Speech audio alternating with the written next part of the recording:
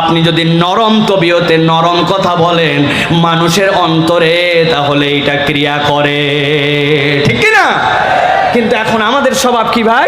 আমাদের স্বভাব নরম বলে কোনো কথা নাই, যে যত গরম তার তত ভাব, গরম গরম মুড। মানুষ অনেক সময় রাগ করে বলে আমাকে তো চিনিস না, এখন নরম করে আসি, রাগলে যে আমি কি, রাগলে তুই টের পাবি। ও চিন্তা করছে রাগী হওয়া, খারাপ স্বভাবের হওয়া, কর্কশ কথা বলা, এইটা মনে হয় তার ক্রেডিট। আল্লাহ বলছেন এইটা কখনো ইমানদারের চরিত্র হতে পারে। তাহলে আজকের থেকে আমরা এই স্বভাবে কি পরিবর্তন করতে পারবো ভাই? সব জায়গায় করলেও বউয়ের কাছে জানি নরম হয় না, ঠিক তো? বাপ রে বাপ, বাহিরে যত না যত ভাব, উনি বউয়ের কাছে যাওয়ার পরে বিরাট বড় বাঘ, অতি উত্তেজিত ভাব, একজন আরেকজনকে গর্ব করে বলছে আমার বউয়ের কাছে আমি কেমন বাঘ জানিস, আমি এইরকম বাঘ, আমি হাত ধুয়ে হাত ধোয়ার ওই পাত্রের পানিটা পর্যন্ত ফেলি না, আমি এইসা বাঘ, আমি এইসা মরদ। আমি মাঝে মাঝে বলি আপনি যদি নিজেকে মানুষ থেকেও বাঘ বলেন, তা আপনি এরকম একজন মানুষকে বিয়ে করছেন কেন? আপনার কাজ তো ছিল কোনো বাঘিনী দেখে বিয়ে করা, ঠিক কিনা? আচার আচরণ পরিবর্তন করেন। এই আচার আচরণের এফেক্ট আমাদের সন্তানের উপরে পড়তেছে। বাপ মা রাত দিন ঝগড়া করে, দুইজনের মধ্যে কথা নাই, দুইজন ইশারা ইঙ্গিতে কথা বলে। ছেলেরে বলে তোর আব্বাকে বল বাজার থেকে জানি একটুখানি মাছ কিনে নিয়ে আসে, বউ আবার উল্টা উত্তর দেয়, ছেলে আবার উত্তর দেয় তোর আম্মাকে বল আজকে যা আছে তাই যেন রান্না করে। কথা দুইজনই শুনতেছে কিন্তু কেউ কারোটা বলে না, একজন আরেকজন যদি কথা চালাচালি করে, ঠিক কিনা? ভাত রেডি আছে, কারো যদি খিদা লাগে খায় নে, বাবা রে বাবা, উনি আবার বলতেছে যা খাওয়া এ খাওয়া না খায় বাহিরে খাওয়াই ভালো ছিল। কথা কেউ কারো বলে না, দুইজন স্বামী স্ত্রী। আপনি মনে করছেন বিরাট ভাব নিয়ে ঘোরাফেরা করতেছেন, এই এফেক্ট আপনার উত্তর প্রজন্মের উপরে পড়বে। আমাদের বাচ্চা কাচ্চা এখন বেয়াদব হয়ে গেছে। আগে বাপ মাকে দেখে বাচ্চা কাচ্চা ভয় করত, এখন আমাদের বাচ্চা কাচ্চাকে দেখে বাপ মা ভয় করে, ঠিক কিনা? বাবারে সন্ধ্যার পরে বাড়িতে চলে আসিস, বলছে কখন আসতে হবে আমার জানা আছে, বেশি কথা বললে তোমার বাড়িতেই আসবো না। বলছে বাবা যখন মন চাই তখন তাও বাড়িতে আসিস, আর তোকে বলবো না, ঠিক না ভাই?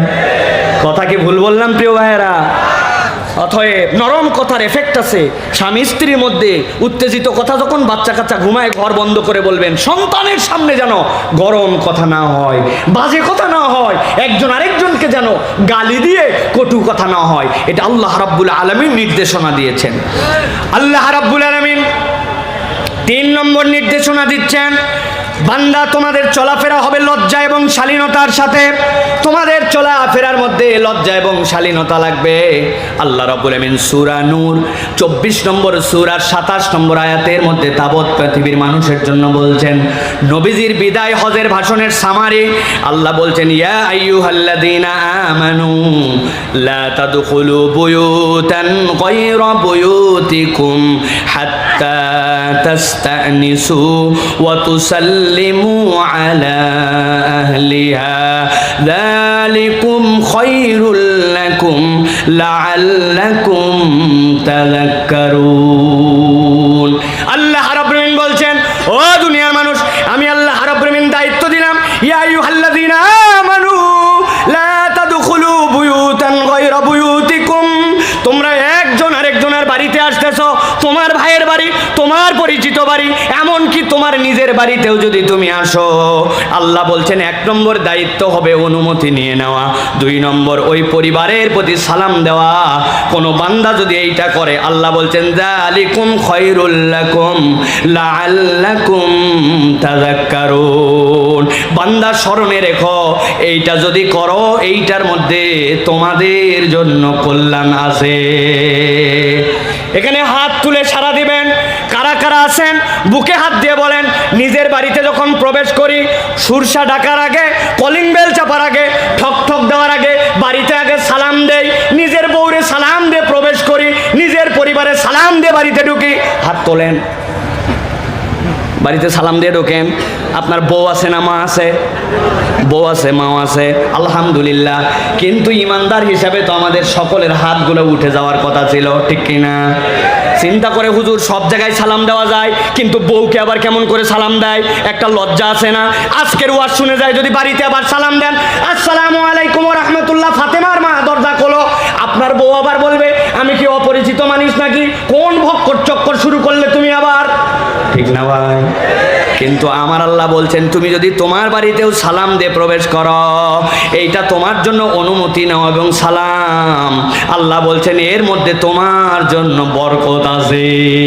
তাহলে আমরা সিদ্ধান্ত নিব আমার পরিবারে আমার বাড়িতে ঢোকার পরে কলিং বেল চাপার আগে, অথবা কলিং বেল যদি বাড়ির থেকে ডিস্টেন্স এমন হয় সালাম না শোনা যায়, তাহলে আপনি কলিং বেল দিয়ে দরজাতে বাড়িতে ঢোকার আগে অনুমতি কারো অপরিচিত আর নিজের বাড়িতে অন্ততপক্ষে সালাম দিয়ে প্রবেশ করব। রাজি আছেন? কথা বলতে হবে, রাজি আছেন? ফাও ফাও না, এই আমল নিয়ে যেতে হবে। যাওয়ার পরে বাড়িতে সালাম দিয়ে প্রবেশ করবেন। আজকের থেকে আমরা এই আমলটা শুরু করব ইনশাআল্লাহ।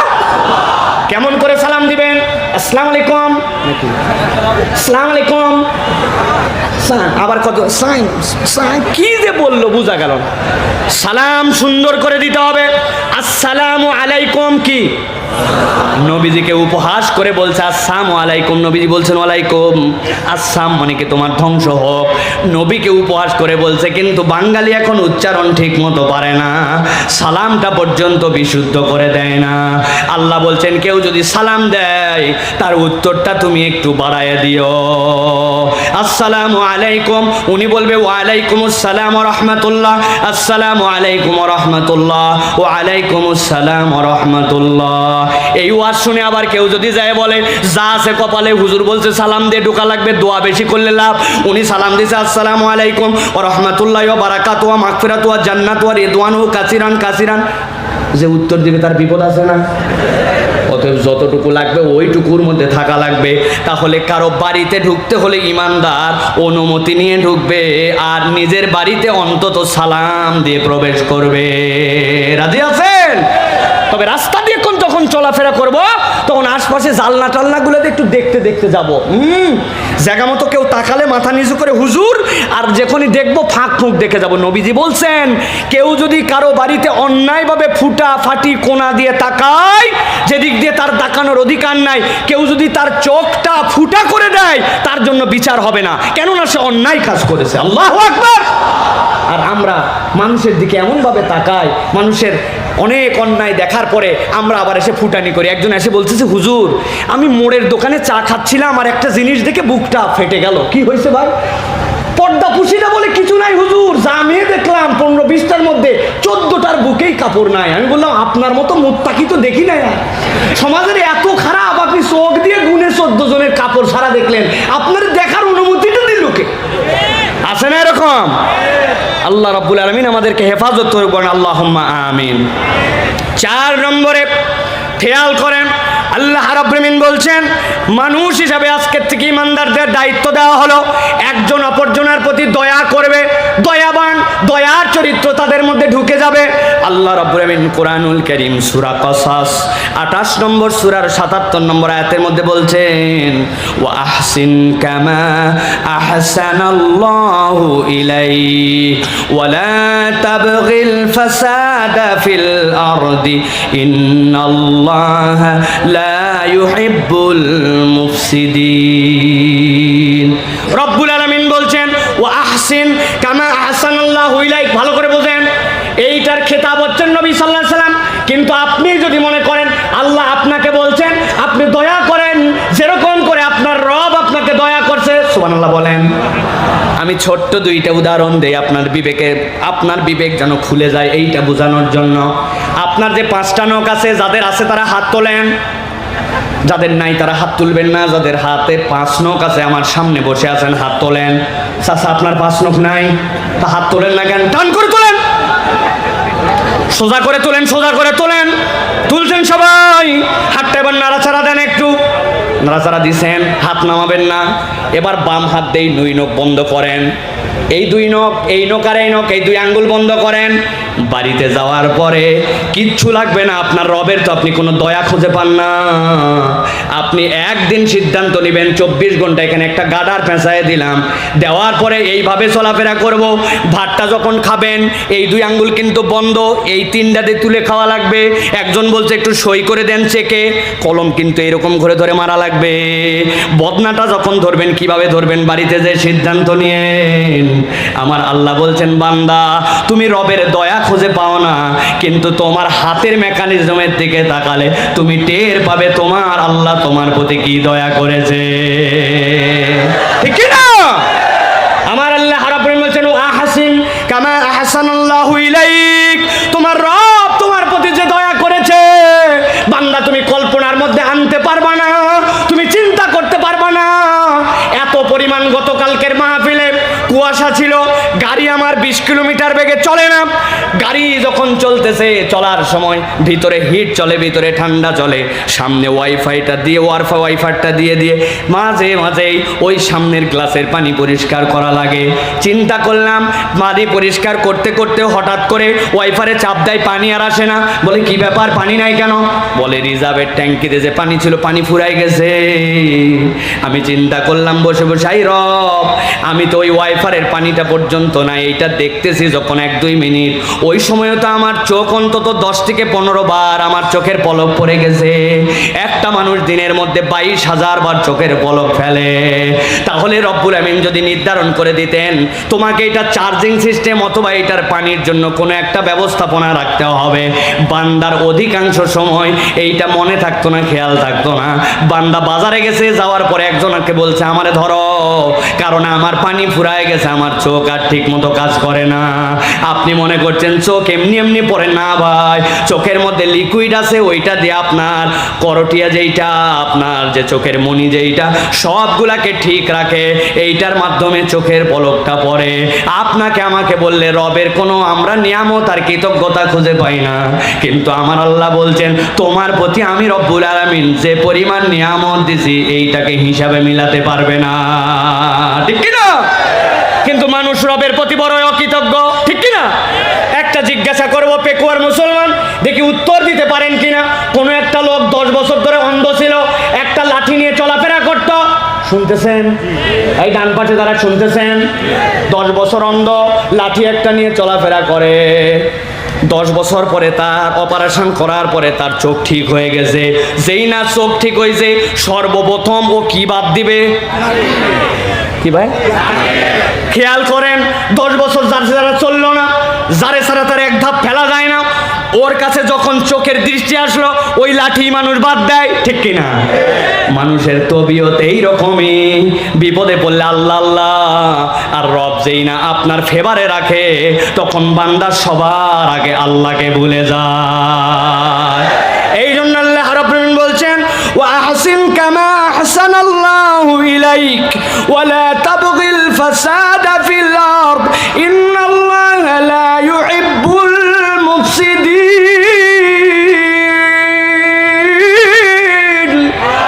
আমার রব্বুল আমিন বলছেন আল্লাহ তোমার প্রতি যে দয়া করলেন তুমিও মানুষের প্রতি দয়া করবে। এই জন্য নবী বলছেন তোমার জীবনে তুমি যদি দয়া পেতে চাও, ইরহাম্মান ফিল আরদ ইরহাম্মান ফিস সামা, জমিনবাসীর প্রতি যদি তুমি দয়াদ্র হও তাহলে আসমানওয়ালা তোমার প্রতি দয়াদ্র হবে। ঠিক কি না? চলতে চলতে একটা গাছের পাতা একটা বাঁশের মাথা বেঁধেছে, টান দিয়ে নিল, দাঁত দিয়ে নিল, একটা বাঁচছে কিছু, একটা পাতা ছিঁড়ে নিল। এই চা খেতে খেতে অল্প একটু চায়ের নিচে আসে একটা কুকুর ছিল, একটু মেরে দিল। এইগুলাকে চিন্তা করলো এগুলো কোনো আমার বিষয়ই না, ধর্তব্যের মধ্যেই পড়ে না। কিন্তু প্রিয় ভাইয়েরা, আল্লাহর কাছে আপনি দয়ার হিসাবে যদি নিজের নামটাকে উঠায় আল্লাহর দয়া পেতে চান, প্রত্যেকটা আকাশ যেইগুলার মধ্যে কোনো উপকার নাই, দয়াদ্রতা নাই, এইরকম উচ্ছৃঙ্খল জীবন ছেড়ে দয়াবান হয়ে সুশৃঙ্খল জীবন যাপন করতে হবে। ঠিক কিনা? আহারে, কত মানুষ আজকে জুলুমের শিকার, কত মানুষ আজকে অবিচারের শিকার, বিনা বিচারে জেল খাটে, কোনো কারণ নাই। আমির হামজা 3 বছর জেল খাটলো, জেল খাটার পরে বের হয়ে আসলো, কিন্তু জানতে চাই আমির হামজার জীবন থেকে যে 925 দিন কেড়ে নেওয়া হলো, এই জীবন কি ফেরত দেওয়া সম্ভব? তাহলে এই অন্যায়টার হিসাব কোথায় হবে? আল্লাহ বলছেন অন্যায়ের হিসাব হবে, টেনশন নিও না। মনে করছো কেবল দুনিয়াতেই তোমার হিসাব না, ওয়ালা তাহসাবান্নাল্লাহা গাফিলান আম্মা ইয়ামালুজ জালিমুন। আল্লাহ বলছেন আল্লাহ কোনো গাফেল নন, যারা জুলুম করে তাদের প্রত্যেকের হিসাব কড়াই গন্ডায় আল্লাহর কাছে বুঝে নেবেন। ঠিক কি না? সাবধান হয়ে যান, জুলুম যারা করেন সাবধান হয়ে যান। একটা একটা জুলুম ব্যক্তিগত জুলুম, আরেকটা জুলুম সামাজিক জুলুম, আরেকটা জুলুম রাষ্ট্রীয় জুলুম। কেউ যদি রাষ্ট্রীয় জুলুম করে ওইটা জনগণের কাছে এসে আপনি কেবল বলেন মাফ করে দেওয়া এত সোজা নয়, ওই জুলুমের ক্ষতিপূরণ করতে হবে, ঠিক কিনা? আল্লাহ বলছেন যদি ক্ষতিপূরণ না করো কি হবে? বলবো আল্লাহ রাব্বুল আমিন বলছেন ইন্নামা ইউআখিরুহুম লিয়াউমিন তাশখাসু ফীহিল আবসার মুহতিনা মুকনি রুসিহিম লা ইয়ারতাদ্দু ইলাইহিম তারফুহুম ওয়া আফইদাতুহুম হাওয়া।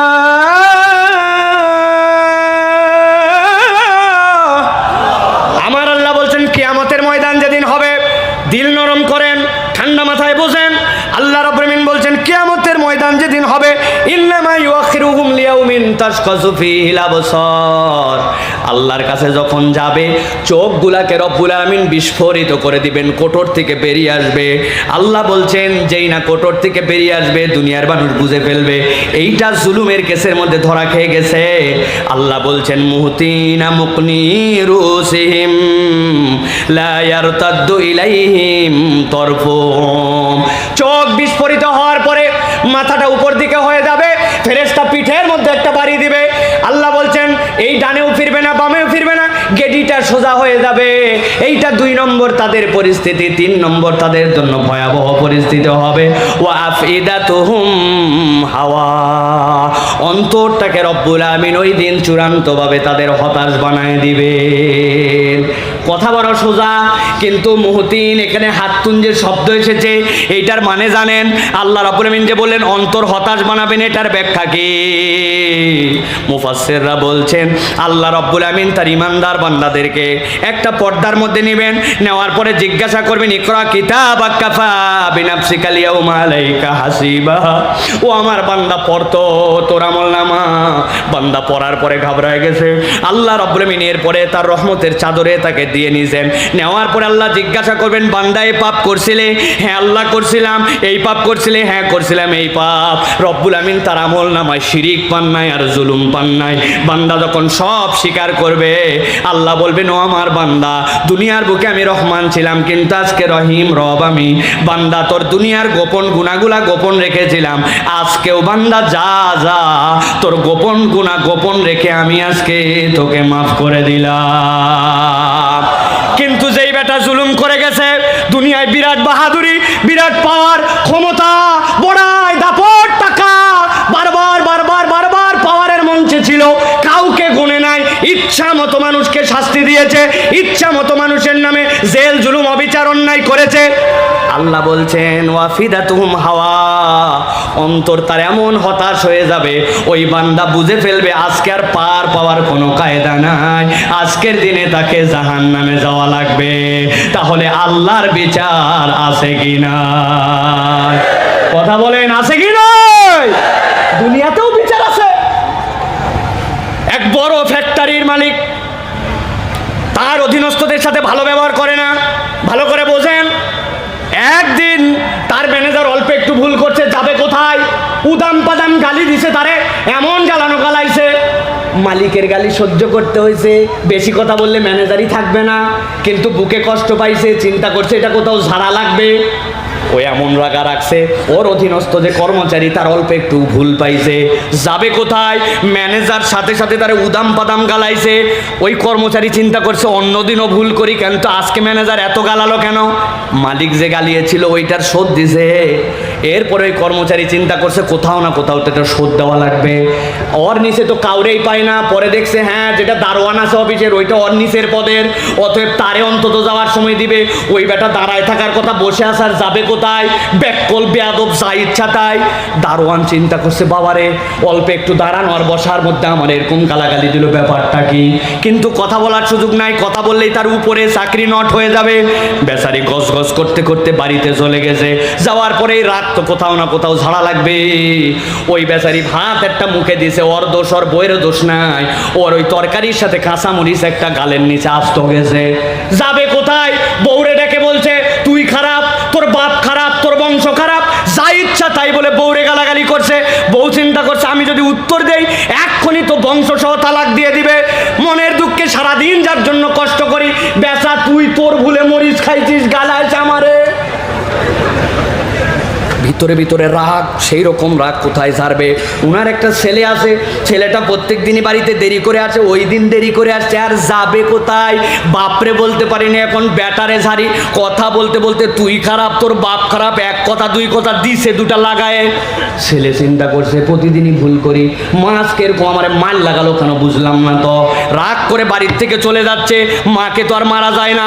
এবার বাড়িতে বের হওয়ার পরে একটা আধলা ইট পাইছে, অর্ধেক ইট শোনেন, আধলা ইট একটা পেয়ে চিন্তা করতে সামনে যারে পাই তারে মারবো, আল্লাহর কি কাজ। ওই রাস্তা যেটা সামনে দিয়ে গেছে তার ওই পার দিয়ে একটা কুকুর হেঁটে যাচ্ছে। কুকুর যেটা হেঁটে যাচ্ছে ওটা লেজ ডাউন দিয়ে যায়, মানে ও কোনো ঝামেলা ঝঞ্ঝটের মধ্যে নাই। কিন্তু ওই চিন্তা করছে আমারে আমার মা বকলো, গাললো, আবার মারও দিল, যা আছে কপালে সব রাগ এক জায়গায় করছে, ইটের মধ্যে মারছে একটা কুত্তার পেট বরাবর। কুত্তা চিন্তা করছে অন্যদিন অপরাধ করে মার খাই, আজকে আমার এত জোরে মারলো কেন?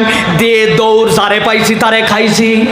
দৌড়ায় যায় দিছে একটারে কামড়, এমন কামড় দেওয়া দিছে লোকজন মিলে সবাই সারানোর চেষ্টা করতেছে। কুত্তা তো কামড়ালে ছেড়ে দেয়, এ ছাড়ে না কেন? লোকজন মিলে পিটায় পাটায় সারায়, জিজ্ঞাসা করছে আপনি কে? বলছে আমি এই অফিসের বস। টের পাইছেন?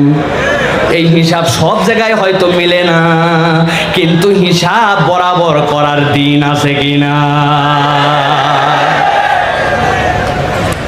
আল্লাহ রাব্বুল আমিন তাহলে বললেন আজকের থেকে আমরা মানুষের প্রতি দয়াদ্র স্বভাবের হব। রাজি আছি তো? 5 নম্বরে আল্লাহ বলছেন এই গুণটা বড় গুণ, কঠিন গুণ। আল্লাহ বলছেন সংকটকালেও আল্লাহর পথে অবিচল থাকা। যখন তোমার জন্য অনুকূল পরিবেশ, ওই পরিবেশে তো সবাই আল্লাহর উপরে তাওয়াক্কুল, আল্লাহর দিকে থাকতে পারে। কিন্তু যখন প্রতিকূল পরিবেশ, আপনার পরিবেশটা আপনার অনুকূল নয়, ওই সময় আল্লাহর পথে অবিচল এবং অটল থাকা। কোরআনুল কারীমের 31 নম্বর সূরা, সূরা লোকমান, সূরা লোকমানের 17 নম্বর আয়াতে আল্লাহ রাব্বুল আলামিন লোকমান আলাইহিস সালামের মুখ দিয়ে তার সন্তানকে উপদেশ দেওয়াচ্ছেন। হযরত লোকমান বলছেন ইয়া বুনাইয়া আকিমিস সালাতা ওয়া'মুর বিল মা'রুফ ওয়ানহা আনিল মুনকার ওয়াসবির আলা মা সাবাক ইন্না যালিকা মিন আযমিল উমুর।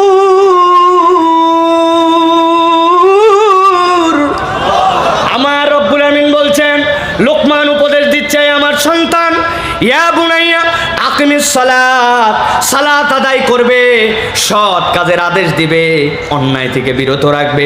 ওয়াসবির আলা মা আসাবাক, বিপদ যখন আসবে ওই সময়ে তুমি ধৈর্য ধরে রাখবে।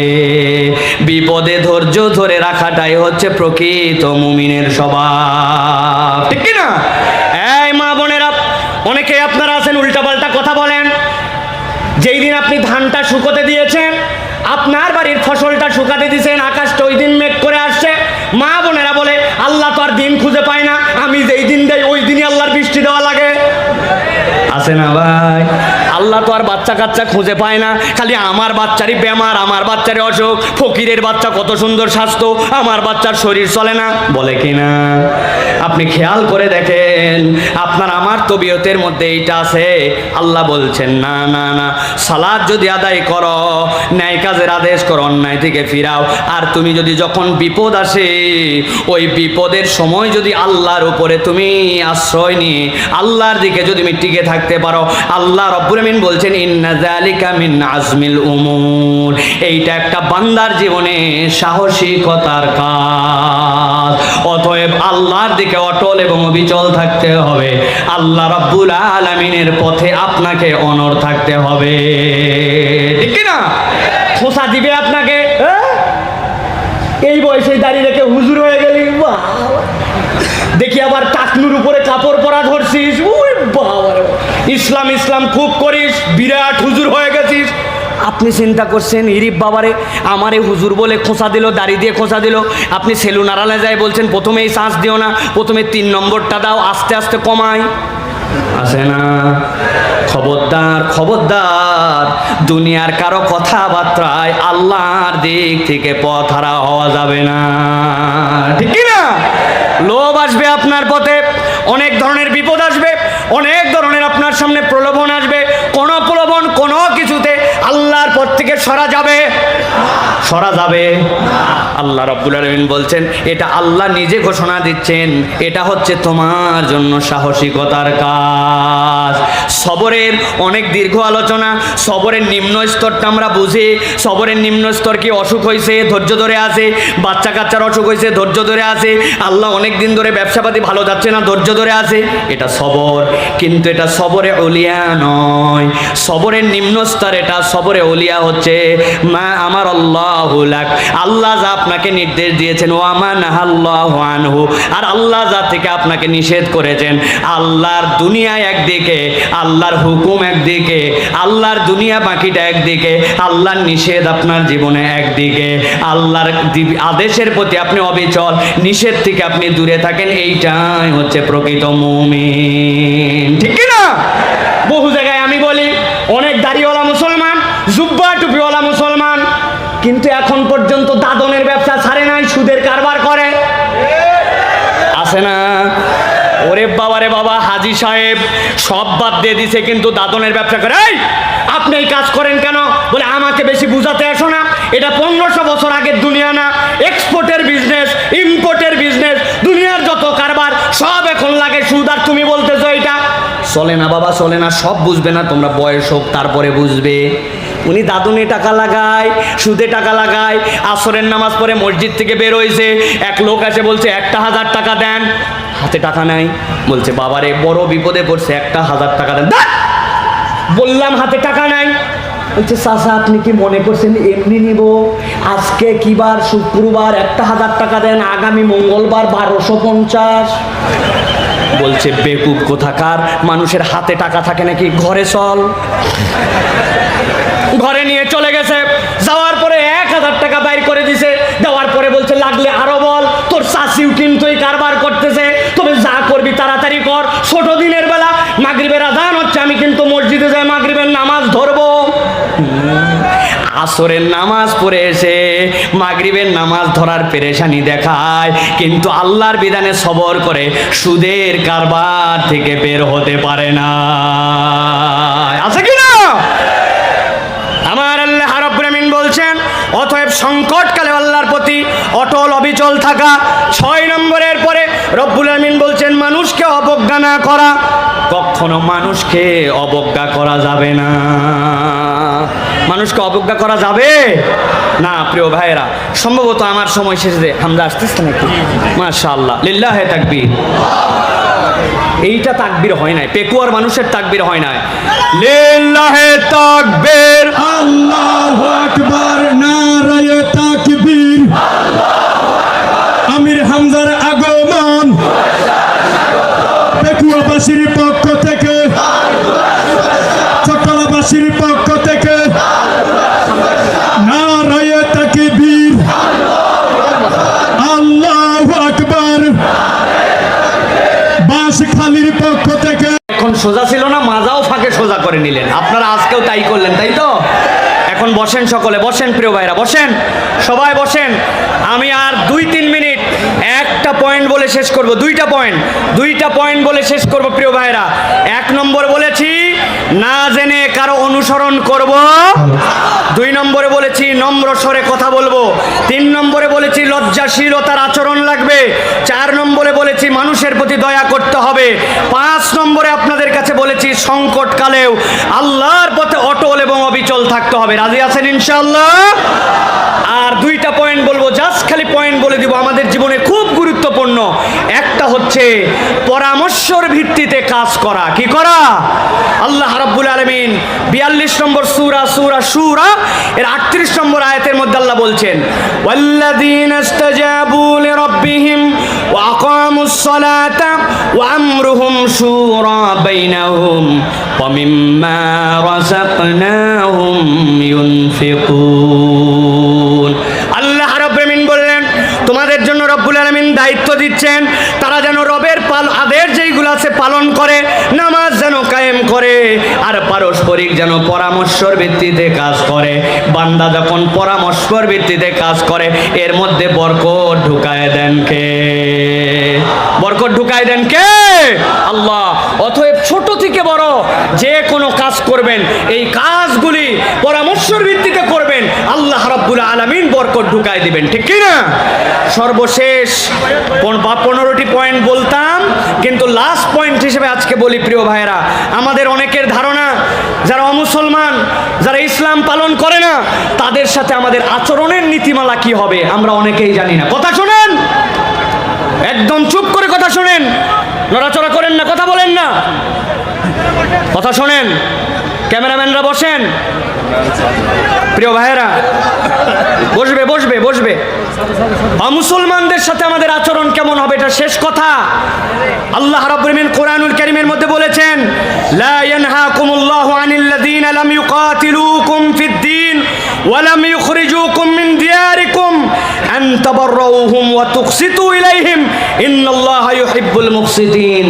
আল্লাহ বলছেন, তোমাদের সাথে কেউ যদি ফাইট করতে না আসে, তোমাদেরকে তোমাদের জনপদ থেকে বের করে না দেয়, ইসলাম দুনিয়ার বুকে সবচেয়ে বড় সৌন্দর্য শিখাচ্ছে। তোমাদের অমুসলমান প্রতিবেশী যদি হয়, সে যদি তোমাদের সাথে বসবাস করে, আল্লাহ বলছেন তাদের সাথে সদাচরণ করা এবং ইনসাফ করতে আল্লাহ নিষেধ করেন না। অতএব যারা এই সৌহার্দ্যপূর্ণ সমাজে আমাদের অন্যান্য ধর্মাবলম্বীরা আছে, তাদের প্রতিও আমাদেরকে সদয় আচরণ করতে হবে, ভালো আচরণ করতে হবে। মনে রাখতে হবে, ইসলাম যতটা না তলোয়ারের জোরে প্রতিষ্ঠিত হয়েছে, ইসলাম তার থেকে বেশি হাজার গুণ তার আদর্শ দিয়ে প্রতিষ্ঠিত হয়েছে, ঠিক কি না? অথবা আমাদেরকে আদর্শ মুসলমান হতে হবে, আদর্শ মুমিন হতে হবে। আজকের এই বিশাল মাহফিলে, পেকুয়ার মাহফিলে সর্বশেষ আহ্বান করব, আমার প্রিয় অভিভাবকেরা, আমার প্রিয় দেশের তৌহিদি জনতা, মুসলমান অমুসলমান সকল ভাই এবং বোনেরা, আজকে বাংলাদেশের শিক্ষা ব্যবস্থা নিয়ে বিরাট চক্রান্ত চলতেছে। এই শিক্ষা ব্যবস্থায় এমন কিছু শেখানো হচ্ছে যেটার সাথে আল্লাহ এবং তার রাসূলের সম্পর্ক নাই। আল্লাহ বলেছেন, ইন্না খলাকনাকুম মিন যাকারি ওয়া উনসা, আমি তোমাদের জন্য পুরুষ এবং নারীতে তোমাদেরকে সৃষ্টি করেছি। কিন্তু আমাদের পাঠ্যক্রমে আমাদেরকে শেখানো হচ্ছে পুরুষ আর নারী কেবল নয়, প্রত্যেকটা মানুষ দুনিয়াতে মানুষ হিসাবে আসে, বড় হওয়ার পরে সে সিদ্ধান্ত নিবে সে পুরুষ না নারী। এইটা বোঝানোর দ্বারা মূলত তারা বুঝাতে চায় আল্লাহর দেওয়া বিধান হিসাবে ছেলে মেয়ের সাথে বিয়ে হবে, কিন্তু এইটা কার্যক্রম যদি ঢুকায় দেওয়া যায়, এলজিবিটি যদি ঢুকায় দেওয়া যায়, সমকামিতা যদি ঢুকায় দেওয়া যায়, ট্রান্সজেন্ডার যদি ঢুকায় দেওয়া যায়, তাহলে ছেলের সাথে বিয়ে করবে সমস্যা নাই, মেয়ের সাথে মেয়ে বিয়ে করবে সমস্যা নাই। এই বীজ ঢুকানোর জন্য আমাদের শিক্ষা পুস্তকে এরকম অইসলামিক বিষয় ঢুকানো হয়েছে। আপনার আমার ট্যাক্সের টাকায়, আপনার আমার টাকায় বানানো স্কুলে, আপনার আমার টাকায় ছাপানো বইয়ে, আপনার আমার টাকায় বেতন দেওয়া শিক্ষক দিয়ে আপনার আমার সন্তানদেরকে অনিসলামিক কিছু শেখানো হবে, তাওহীদি জনতা এটা সহ্য করবে না। এটা কেবল হইচইয়ের বিষয় নয়, আপনারা সতর্ক হবেন। ক্লাস 7-এর বইয়ের সামাজিক বিজ্ঞান বইয়ের 41-42 নম্বর পৃষ্ঠা যে খুলে পড়ে দেখবেন, যদি এরকম কিছু পেয়ে থাকেন এটার প্রতিবাদ করতে হবে। এটার বিপক্ষে কথা না বললে আমি আপনাদেরকে একটা কথা কেবল বলে দিতে চাই, কথা শুনেন, কথা শুনেন, পরিণতিটা কি হবে বলে দিতে চাই। গত 2 দিন আগে ভারতে ইন্ডিগো পরিবহনে একটা বিমান কোম্পানি, ওই বিমান কোম্পানির একটা ফ্লাইট ছিল, যেই ফ্লাইটটা 50 মিনিট ডিলে হয়েছে। কয় মিনিট? ফ্লাইট 50 মিনিট ডিলে হওয়ার পরে পাইলট উঠে বলছে যে আমরা আন্তরিকভাবে ক্ষমা প্রার্থী ডিলে হওয়ার জন্য। যাত্রী এমন চেতা চেতা ককপিট খুলে যায় ওই পাইলটকে পিটাইছে। জিজ্ঞাসা করতে চাই, এই বিমান ডিলে হওয়া কি পাইলটের দোষ? বিমান ডিলে হওয়া পাইলটের দোষ নয়, এটার সাথে ট্রাফিক কন্ট্রোল, এটার সাথে উড্ডয়ন অবতরণ, আসমানের পরিবেশ, অনেক কিছু জড়িত আছে। কিন্তু প্রাইমারি পিটনটা কিন্তু খাইছে পাইলট। আজকে যারা শিক্ষা ব্যবস্থা নিয়ে গভীর ষড়যন্ত্র করতেছে, আর আপনি বলতেছেন এটা সরকারের বিষয়, এটা শিক্ষা মন্ত্রণালয়ের বিষয়, এ নিয়ে আমাদের এত মাথা ঘামানোর কিছু নাই। আমি গ্যারেন্টি দিয়ে দিলাম, পিটন এবং বিপদ যখন আসবে, সরকারের কাছে যাওয়ার আগে আপনার পরিবার থেকে বিপদ শুরু হবে, ঠিক কি না? আপনার সন্তান কথা শুনবে না, ইসলামের পথে থাকবে না, আল্লাহ আল্লাহ রসুলকে মানবে না, আপনি এর ভিকটিম হবেন। তার প্রমাণ বৃদ্ধাশ্রম থেকে ফোন করে বলে আপনার আব্বা অসুস্থ, নিয়ে যান, এখান থেকে তিনি মৃত্যু যায় নিতে পারবেন কিনা। বাংলাদেশে 2 দিন আগে এক সন্তান বলছে আমার এখন হাতে সময় নাই, পারলে আঞ্জুমানে মফিদুল ইসলামকে দিয়ে আপনারা লাশ দাফন করেন। বাংলাদেশের বৃদ্ধাশ্রমের অবস্থা এখন এরকম, যারা আগে শিক্ষা গ্রহণ করেছে আর এই শিক্ষা কার্যক্রম যদি চলে, প্রথম মায়ের আমাদের পরিবারে পড়বে, শকুনের চোখ মুসলমানদের পরিবারে পড়েছে। অতএব প্রত্যেকটা অভিভাবককে দায়িত্ব দিলাম, সচেতন হন, কথা বলেন, জানান, এই কার্যক্রমকে রুখে দিতে হবে। আল্লাহ আমাদেরকে বোঝার তৌফিক দেন, বলেন আল্লাহুম্মা আমিন। হাযা মা ইনদি ওয়াল ইলমু ইনদাল্লাহ সুবহানাকাল্লাহুম্মা ওয়া বিহামদিকা আশহাদু আল্লা ইলাহা ইল্লা আনতা আস্তাগফিরুকা ওয়া আতুবু ইলাইক। আমার প্রিয় ভাই নিয়ামতুল্লাহ নিজামী, আল্লাহ তাকে বারাকা দান করুক। তার পিতা মরহুম মাওলানা শহীদুল্লাহ, তার জন্য দোয়া করেন। আল্লাহ এরকম একটা সন্তান রেখে গেছে, যেই সন্তানের কারণে এরকম কোরআনের মঞ্চ কায়েম হয়েছে। এই কোরআনের মাহফিল অব্যাহত থাক, এটা শকুনের চক্ষু থেকে মুক্ত পাক। এটা আপনারা কি চান? কথা বলতে হবে, আপনারা কি চান? যদি চান তাহলে আপনাকে সমর্থন করতে হবে এবং সজাগ থাকতে হবে। রাজি আছেন? আল্লাহ কবুল করুক, আল্লাহ মরহুমকে ক্ষমা করুক, আল্লাহ আমাদের আশা ভরসাকে কবুল করুক। আসসালামু আলাইকুম ওয়া রাহমাতুল্লাহি ওয়া বারাকাতুহু। অনেক ধন্যবাদ এবং